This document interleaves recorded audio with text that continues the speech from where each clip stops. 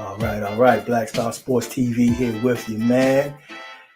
Oh man, there's some things to talk about, man. My Dallas Cowboys, man. You know I love them. I love them. I love them dearly. Been a lifelong Cowboy fan since the early to mid '70s, and man, the news has been going around this whole weekend, man. I finally get a chance to sit down and address the matter.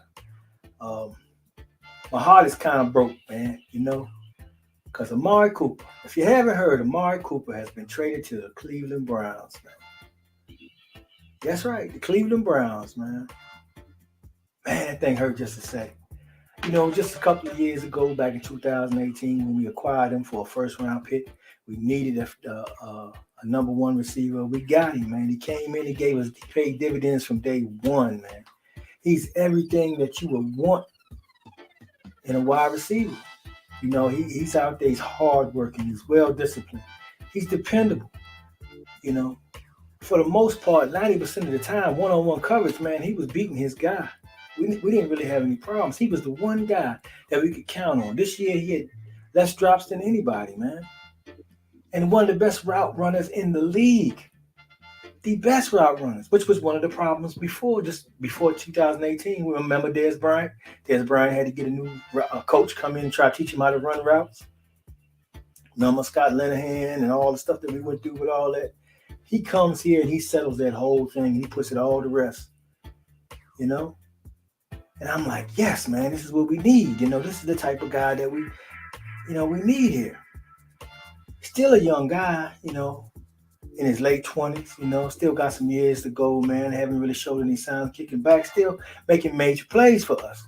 So I'm like, man, out of all the wide receivers we got, and right now, Michael Gallup is injured, and we don't know how he's going to come back this year, and it may take him 2 years.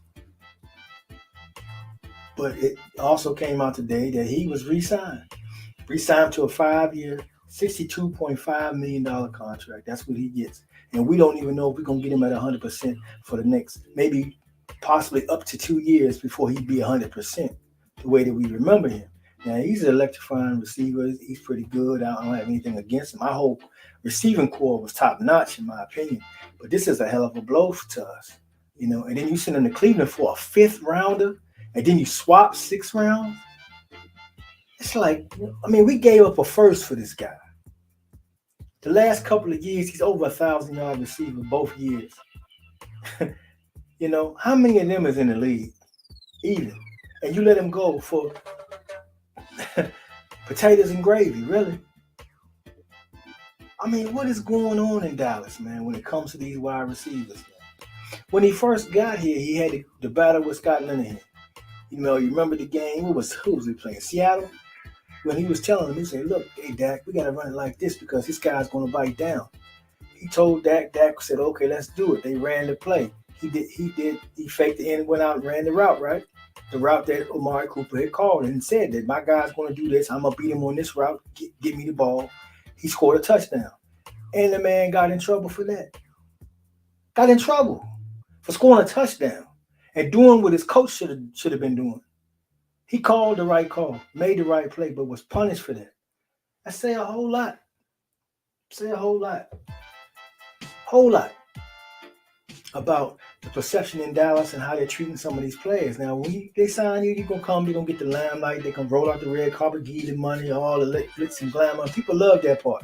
But let's talk about this, man. Because like I say, I've been a Dallas Cowboy fan since the early to mid 70s, man. And we've been through a lot.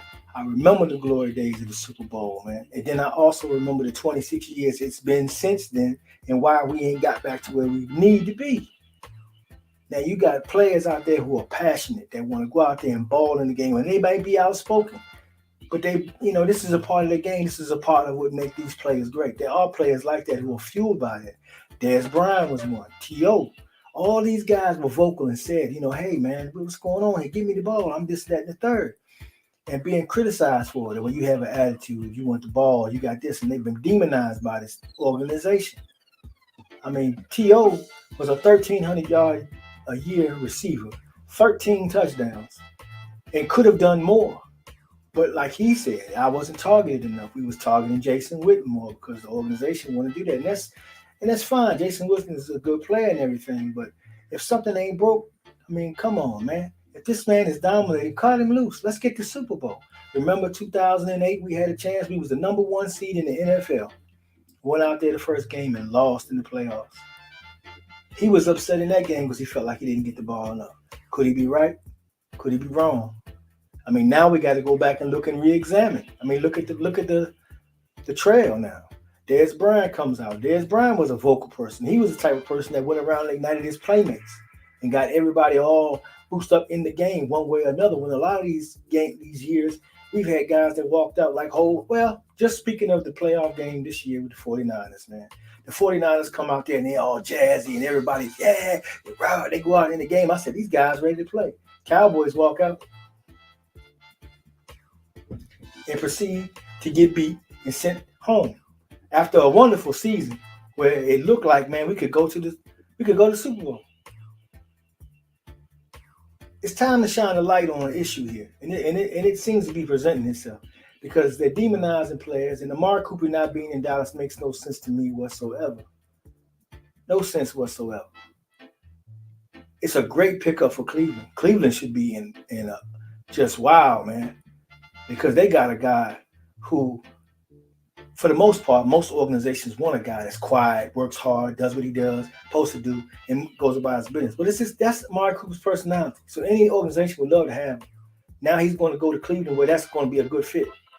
Baker Mayfield's going to have a good year this year. He's going to rise up now because this guy's better than Jarvis Landry. This I can tell you. So, hey, man, look for him to get better. But that's what organizations are supposed to do. They're supposed to make moves and makes decisions that's going to make their team better. Cowboys did not do that with this.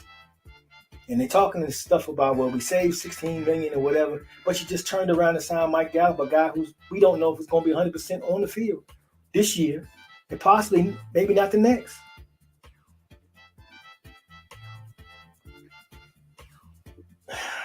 Man, and even if you sweeten the deal up and you contacted Cleveland and you say, well, look, you give us a fifth.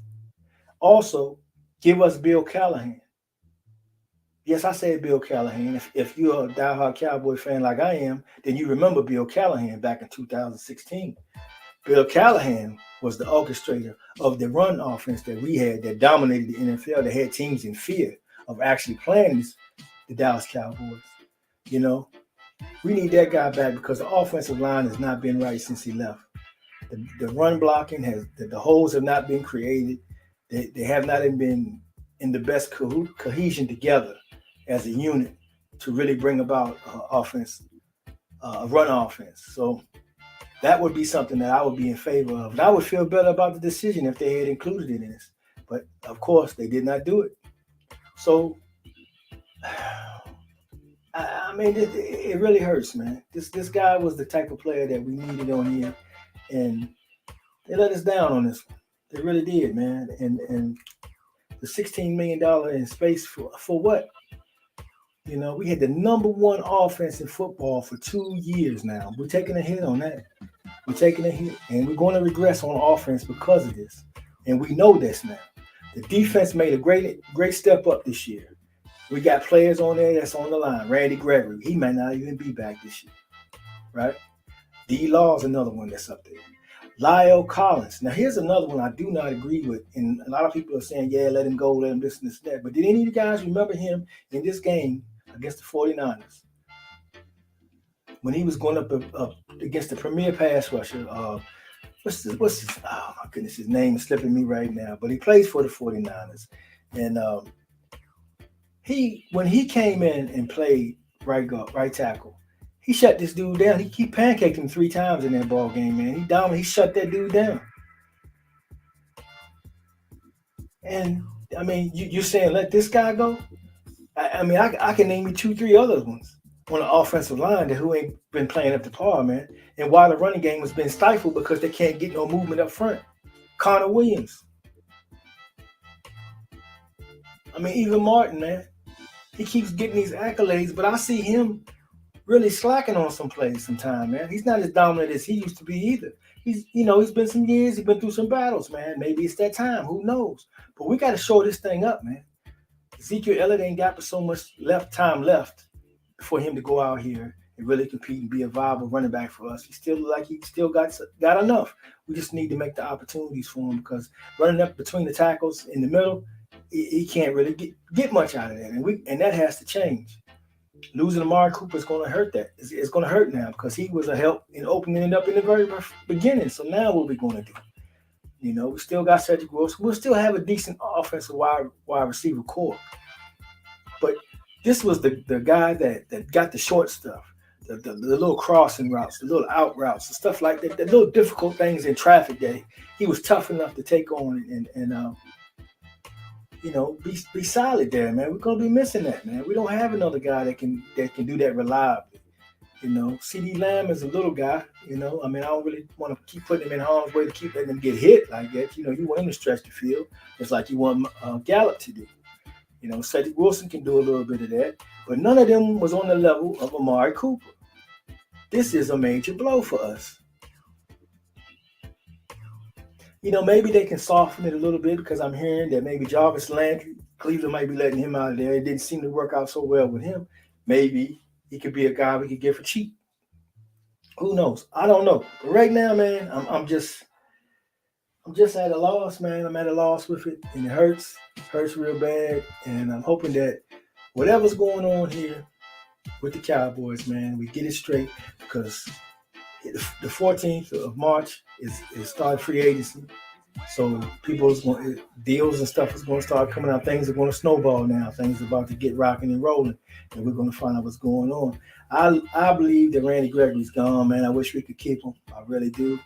I don't know what's going on with Bobby Wagner, but I would love to see us try to take a shot at him, especially if we lose D-Law or somebody like that, because now we can put Micah Parsons, put his hand in the dirt at the end spot and kind of compensate a little bit for that. But we'll have to see what's going on, man. But I just wanted to touch bases on that here on Black Star Sports TV, man. Come through, check out my Cowboy vids from time to time. Mainly I talk about boxing, but I had to chop it up today about this, man, because this thing cut me to my core, man, because I really like Amari Cooper, and I wish we had done something else, and we could have worked this thing out. He should have been still on this team. We're going to need this guy. It's gritty guys like this and these role players that what you need to get you to the Super Bowl, man.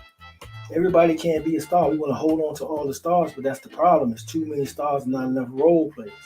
That's what we need. The mixture, chemistry is what is needed here. You need certain leaders. You need guys who are quiet and just do what they told, like Amari Cooper, right?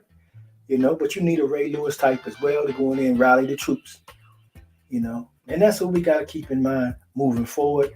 But hey, Cowboy Nation, man, like I say, I'm Black Star Sports TV, and I'm out.